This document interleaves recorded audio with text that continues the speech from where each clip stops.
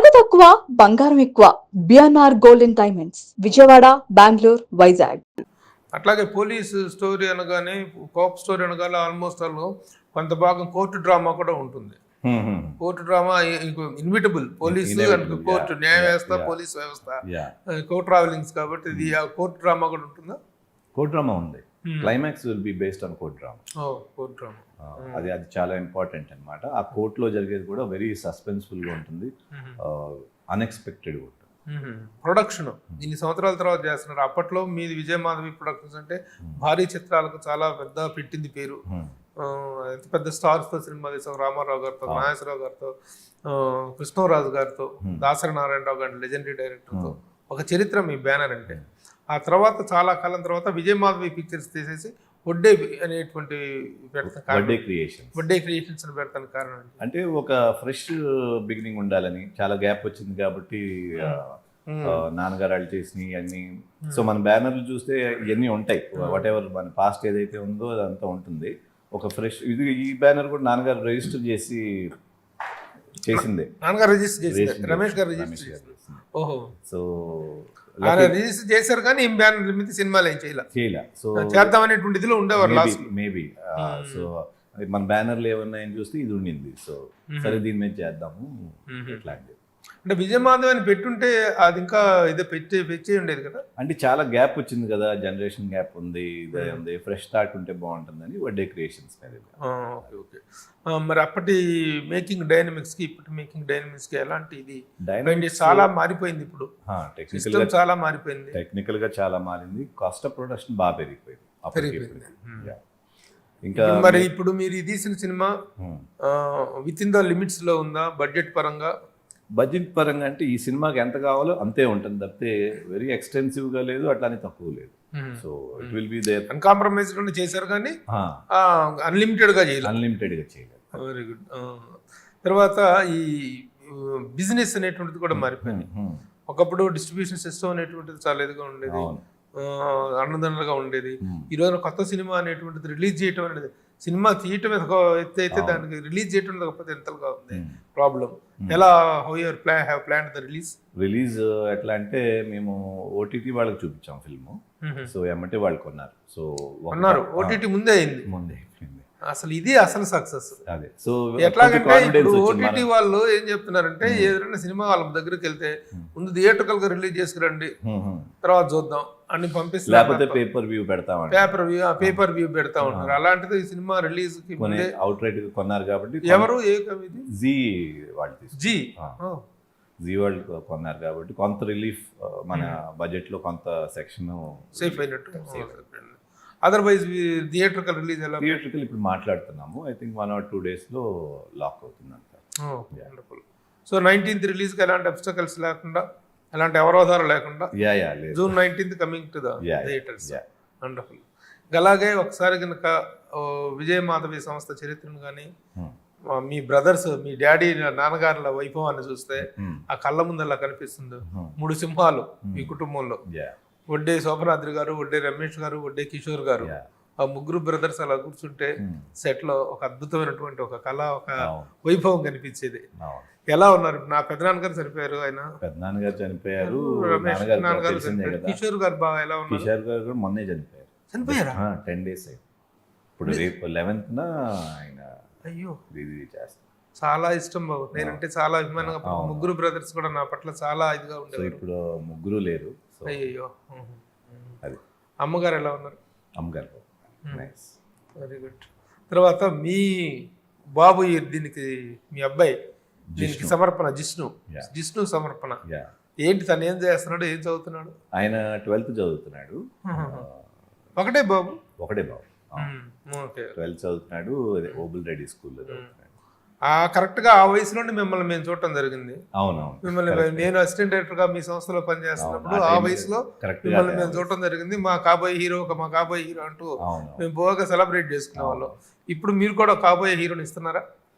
ఇప్పుడు ఏమీ అనుకోలేదు. వాళ్ళ ఇంట్రెస్ట్ ఉండాలి కదా, వాళ్ళకి యాంగ్జైటీ ఉండాలి. ఇప్పుడు నాకు ప్యాషన్ కాబట్టి నేను వచ్చాను. అంత ప్యాషన్ వాళ్ళు ఉంటే మేబీ ఐ డోంట్ నో. అది ఇంకా too early to judge, to sense it. Very good. ఇంకపోతే ఈ సినిమా మీద మీ ఎక్స్పెక్టేషన్స్ ఏంటి? ఇది ఒక మంచి సినిమా తీసాం.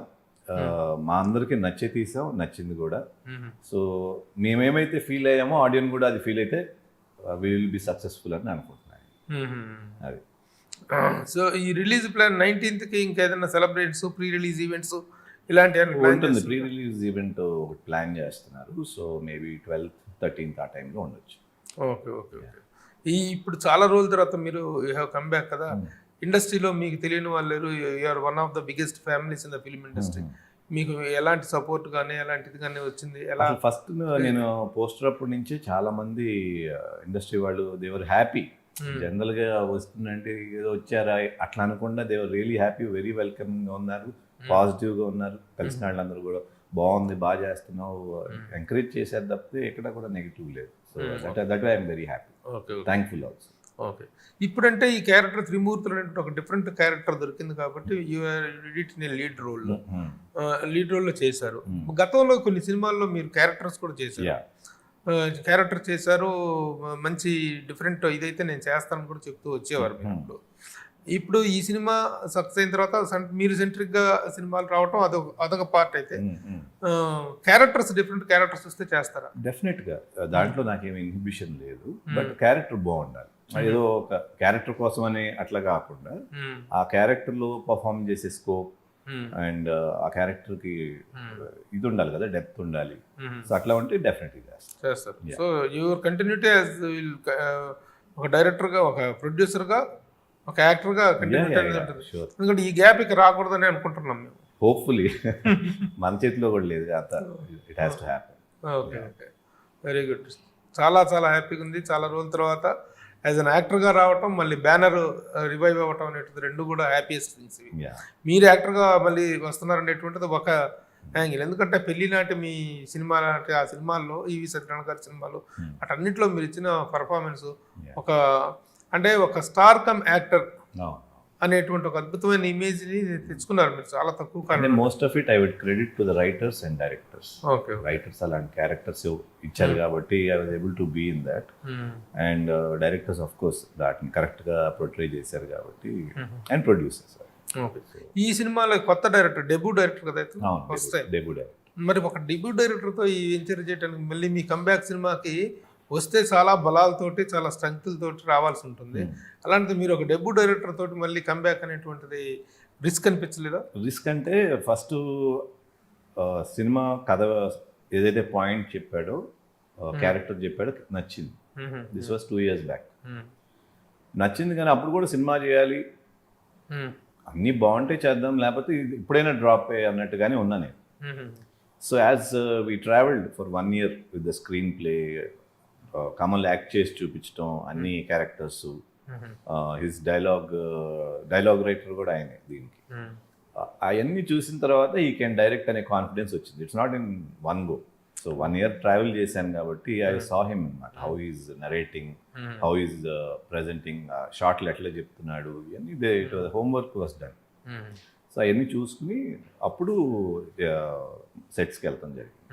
సో ఇఫ్ దీంట్లో అబ్జర్వ్ చేస్తే రేపు సినిమా చూసినప్పుడు అన్ని పర్ఫార్మెన్సెస్ క్లీన్గా ఉంటాయి, అందరు characters, not just one character. జనరల్గా హీరోను హీరోయిన్ ఇట్లా కాకుండా ప్రతి క్యారెక్టర్ వాళ్ళ పరిధిలో నీట్ పర్ఫార్మెన్సెస్. మీరు యాక్టర్గా, ప్రొడ్యూసర్గా కూడా పర్ఫెక్షనిస్ట్.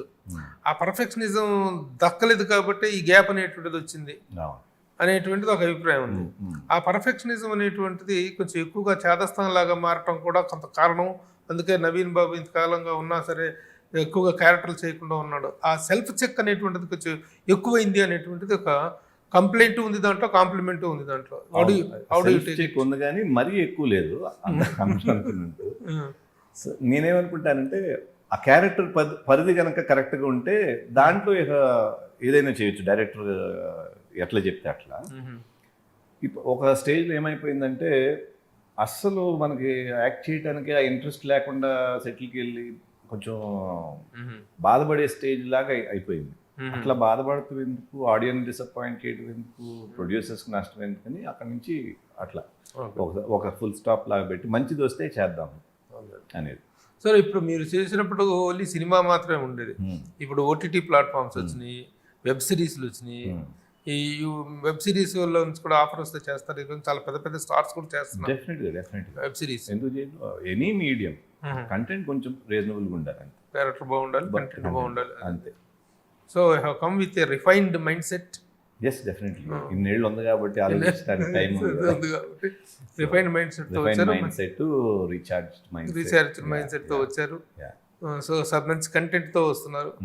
ట్రాన్స్ఫర్ త్రిమూర్తులు అనేది కూడా బాగుంది, ఎందుకంటే కానిస్టేబుల్ కి on base of his honesty ట్రాన్స్ఫర్లు పోవటం అనేటువంటిది. There is also reason why ట్రాన్స్ఫర్లు. వన్ ఇస్ కొంచెం ఆ సరదా కనపడుతుంది, నెక్స్ట్ ఆ ట్రాన్స్ఫర్ మూలనే కాన్ఫ్లిక్ట్ స్టార్ట్ అవుతుంది. ఒక ట్రాన్స్ఫర్ లో కాన్ఫ్లిక్ట్ స్టార్ట్ అవుతుంది one of at one point of time. So అక్కడ నుంచి స్టోరీ గేర్ అప్ అవుతుంది. Very good, congratulations once again. Thank you. I hope మళ్ళా చాలా కాలం తర్వాత మీరు వస్తున్నారు. Yeah. ఇది కమ్బ్యాక్ అనేటువంటిది కంటిన్యూ అవ్వాలని కోరుకుంటున్నాం. Thank దిస్ ఈ June 19th ట్రాన్స్ఫర్ త్రిమూర్తులు అనేటువంటిది థియేటర్స్లో వస్తుంది. చాలా రోజుల తర్వాత ఒక మంచి బ్యానర్లో నుంచి ఒక మంచి వ్యక్తి, మంచి నటుడు సినిమా మళ్ళీ కంబ్యాక్ అవుతున్నారు. ఇలాంటి పరిస్థితుల్లో సినిమాని థియేటర్లో మాత్రమే చూసి ఎంకరేజ్ చేయాల్సిన అవసరం ఉంది. థియేటర్కల్ ఎక్స్పీరియన్స్ని మాత్రమే ఎంజాయ్ చేయాలి. Don't wait for the film to come in OTT or లేకపోతే ఏదో పైరసీ క్యాసెట్స్ వస్తాయనేటువంటిది కాకుండా లెట్ us ఎంజాయ్ ట్రాన్స్ఫర్ త్రిమూర్తులు in theatres only. Okay, thank you బాబు, congratulations. Thank you so much.